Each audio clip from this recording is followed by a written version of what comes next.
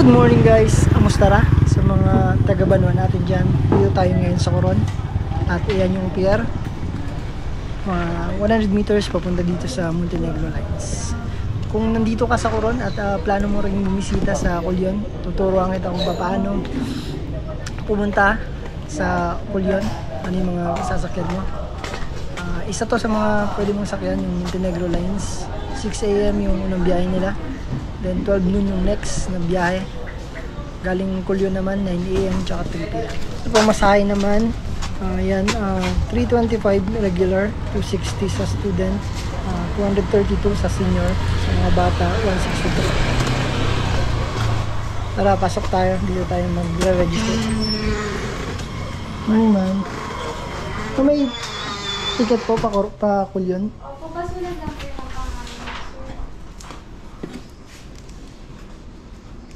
Ilan tayo? Isa lang ba? Pinili nga pala nating magroro ngayon kasi medyo masama yung panahon. At i-advise ko rin kayo na magroro na lang kung medyo maalon or masama yung panahon para convenient yung biyahe. diretso na po sa court. Thank you po. So, ayan. Punta na tayo. Diretso na tayo din sa pier. So, isa sa mga way din pala sa pagpunta dito, papunta sa Culion, ay yung mga bangka na bumabiyahe. Doon naman yun sa Luwalhati, tsaka doon sa Tambakan or yung harbor.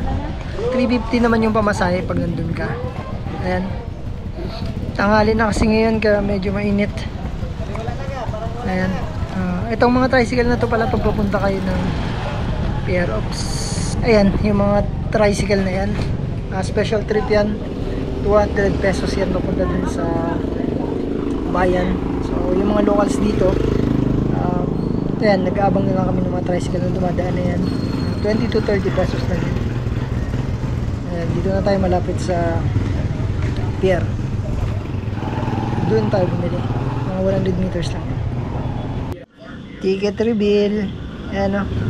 325. Ito, dito na tayo ngayon sa terminal. Dito tayo bibili ng terminal fee. 20 pesos yan. Additional dun sa regular fare na 325.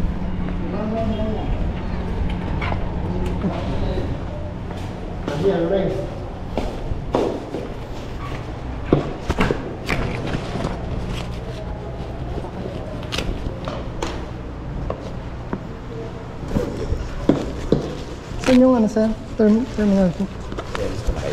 Thank you. Ayan. Terminal fee dito daw kayo. Ayan.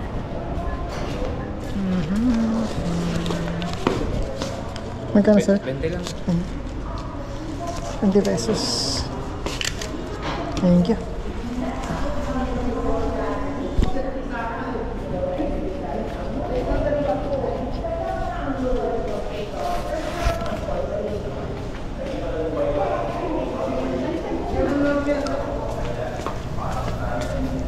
Ticket.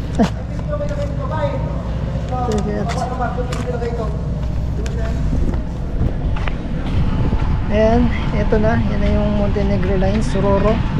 Ang mga biyahe pa Culion ng mga cargos.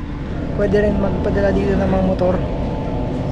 Ayan, Maria Cristina Montenegro Lines. Tara. Sunod na sasakyan pala natin guys yung mga nasa Tambakan at dun sa Luwalhati. Pakita natin sa inyo. Medyo stiff yung mga hagdan, so konting ingat tayo lalo na sa mga seniors at mga buntis. Ayan, marami naman siyang seats, makita nyo. Ayan, meron din TV dito sa kanan, so hindi ka naman mabuboring.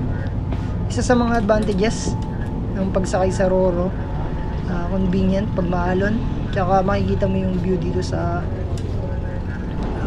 parteng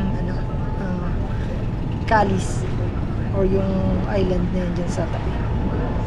Ayan yung Bunso Transport, pabiyahe naman yan ng Mindoro or Batangas.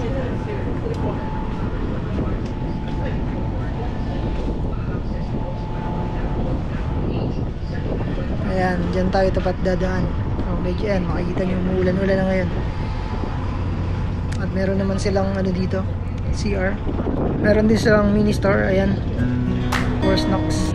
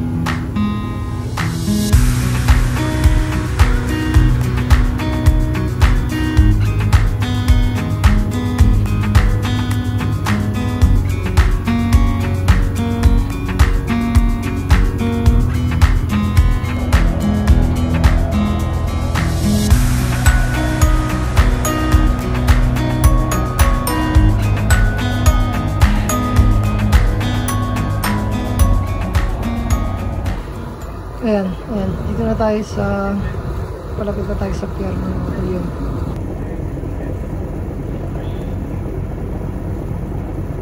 O, kasama nga pala natin ito si Dong Speed Motovlogger. Pauwi rin. Itong si Christian, excited na umuwi. Kala mo first time dito sa Kulion.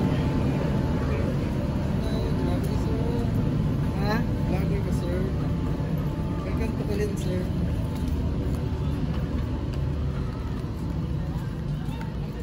Oops.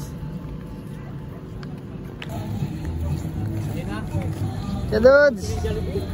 Ayan na, nagutom na si Kadudes. Ayan, ito yung terminal naman dito sa Kulion.